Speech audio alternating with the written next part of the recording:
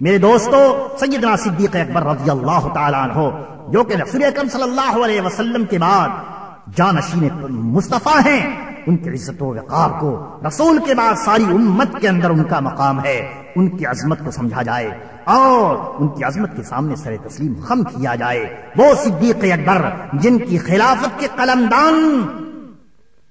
اللہ اکبر حضرت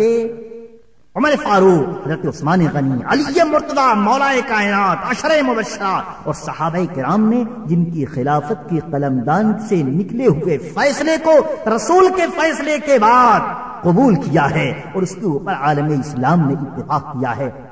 ہماری آج کے زمانے میں 1400 سال کے بعد ہماری کیا مجال کہ ہم فیصلہ صدیقی کے بارے میں کوئی زبان دراز کر سکیں۔ اللہ تبارک و تعالی سیدنا صدیق اکبر رضی اللہ تعالی عنہ کے دور گرامی کی برکات و حسنات ہمیں آج کے دور میں بھی عطا فرمائے، اور اس کے بعد حضرت سیدنا خلیفہ دوم حضرت عمر فاروق رضی اللہ تعالی عنہ فاروق اعظم کا مرتبہ ہے، اس کے بعد حضرت سیدنا عثمان غنی رضی اللہ تعالی عنہ حضرت ذی النورین جن کے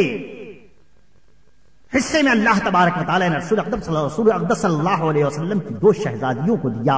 اللہ اکبر، ان کا مقام ہے۔ اور اس کے بعد حضرت علی مرتضی مولائے کائنات شیر خدا رضی اللہ تعالیٰ عنہ کی ذات گرامی ہے، جو کہ اسلامی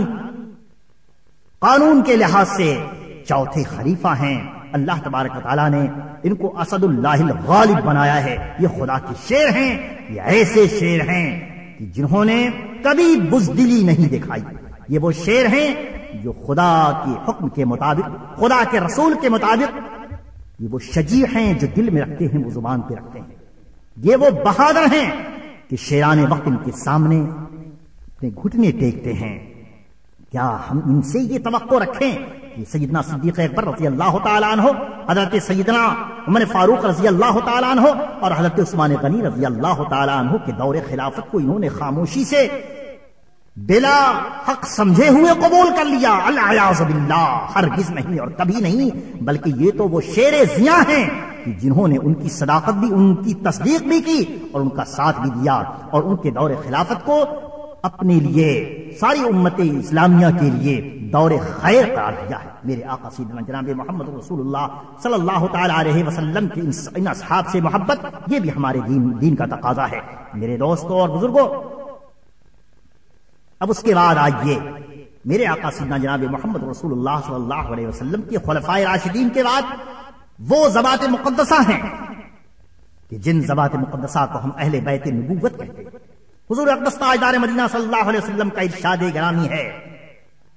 جس نے اہل مدینہ کو ظلمن ڈرایا، اللہ تعالیٰ اس پر خوف ڈالے گا اور اس پر اللہ کی اور اللہ کے فرشتوں کی لعنت ہوگی۔ مدینہ چونکہ رسول سے تعلق رکھتا ہے، مدینہ چونکہ میرے آقا کا حرم ہے، اس لیے حرم مدنی میں تکلیف رہنے والوں کو جس نے تکلیف دی، اللہ تبارک و تعالیٰ اس کے دل میں خوف ڈال دے گا اور اس پر اللہ کی لعنت ہوگی، اس پر اللہ کے فرشتوں کی لعنت ہوگی، اس لیے کہ یہ مدینہ حرم مصطفیٰ ہے، اس کا تعلق نبی کائنات سے ہے۔ اے لوگو، تم مصطفیٰ کی تعظیم کرتے ہو تو حرم مصطفیٰ کی بھی تعظیم کرو۔ اے لوگو، تم مدینے کے آقا کی تعظیم کرتے ہو تو شہر مدینہ کی بھی تعظیم کرو، جہاں پر جناب محمد رسول اللہ، سیدنا جناب محمد رسول اللہ صلی اللہ علیہ وسلم سید المرسلین جہاں آرام فرما رہے ہیں۔ یہ اہل بیت کون ہیں؟ اللہ تبارک و تعالیٰ قرآن مقدس میں ان کے بارے میں ارشاد فرماتا ہے، انما یرید اللہ لیذھب عنکم الرجس اہل البیت ویطہرکم تطہیرا۔ اللہ تعالیٰ چاہتا ہے کہ تم میں سے رجس، ناپاکی کو دور کر دے اہل بیت رسول اور تمہیں پاک کر دے، خوب پاک کر دے۔ اے اہل بیت رسول، اے رسول کے گھر والوں، اللہ تعالیٰ تمہیں رجس سے، ہر قسم کی ناپاکی سے، ہر قسم کی گندگی سے پاک فرما رہا ہے۔ مفسرین کرام کا طبقہ، غالب طبقہ یہ کہتا ہے کہ حضرت علی مرتضی، حضرت سید النساء، حضرت امام حسن، حضرت امام حسین رضی اللہ تعالی عنہم اجمعین کے حق میں یہ آیت نازل ہوئی۔ اور اس کے بارے میں ایک قول یہ ہے کہ حضور انور تاجدار مدینہ صلی اللہ علیہ وسلم کی ازواج مطہرات کے حق میں یہ آیت نازل ہوئی کیونکہ اس کے بعد ہی ارشاد ہو رہا ہے وَاذْكُرْنَ مَا يُتْلَىٰ فِي بُيُوتِكُنَّ۔ اب اہل بیت کرام اور میرے آقا سید دو عالم صلی اللہ تعالی علیہ وسلم کی تمام اولاد پاک بناتے پاک اس شجر مقدس کی پرنور شاخیں ہیں کہ جن سے محبت کرنا بھی اہل ایمان کے لیے ضروری ٹھہرا۔ ان لوگوں میں کچھ ایسے خوش نصیب اور بختیاور لوگ بھی ہیں کہ جن کو آقائے دو عالم تاجدار مدینہ جناب محمد رسول اللہ صلی اللہ تعالی علیہ وسلم نے اپنی مقدس چادر میں سمیٹ کر رب کائنات کے حضور لجاجت سے یہ دعا فرمائی کہ پروردگار عالم یہ میرے اہل بیت اور میرے مخصوصین ہیں، ان سے رجس اور ناپاکی کو دور فرما دے اور انہیں پاک کر دے، خوب پاک فرما دے۔ میرے آقا صلی اللہ تعالی علیہ وسلم نے جن لوگوں کو اپنی مقدس چادر میں سمیٹا ان کے اندر حضرت علی مرتضی کرم اللہ تعالی وجہہ الکریم، حضرت فاطمہ الزہرا رضی اللہ تعالی عنہا، حضرت امام حسن امام حسین ہیں جنہیں اہل رضا کہتے ہیں۔ میرے آقا صلی اللہ تعالی علیہ وسلم کی مقدس رضا مقدس چادر کے اندر چھپ کر کے ان لوگوں نے وہ مخصوص مقام حاصل کر لیا جنہیں اہل رضا کہا جاتا ہے۔ آقا اور مولا ارشاد فرماتے ہیں اللہم ہؤلاء اہل بیتی وخاصتی اذہب عنہم الرجس وطہرہم تطہیرا۔ اے رب کائنات یہ میرے گھر والے ہیں، یہ میرے اہل بیت ہیں اور یہ میرے مخصوصین ہیں۔ یہ دعا سن کر حضرت ام المؤمنین ام سلمہ رضی اللہ تعالی عنہا نے بارگاہ مصطفیٰ میں عرض کی یا رسول اللہ وانا منہم، میں بھی ان کے ساتھ ہوں۔ اللہ کے رسول صلی اللہ تعالی علیہ وسلم نے اس سلسلے میں ان کے جواب میں جو باتیں ارشاد فرمائی اس میں دو روایتیں ہیں۔ ایک یہ کہ سرکار نے ارشاد فرمایا انک علی خیر، تم بہتری پر ہو،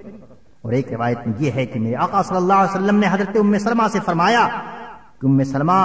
بے شک تم بھی اہل گلیم میں ہو، تم بھی ان چادر والوں میں ہو اور تم بھی ان کسا، یعنی میرے مصطفیٰ صلی اللہ تعالی علیہ وسلم نے جن کو چادر میں سمیٹا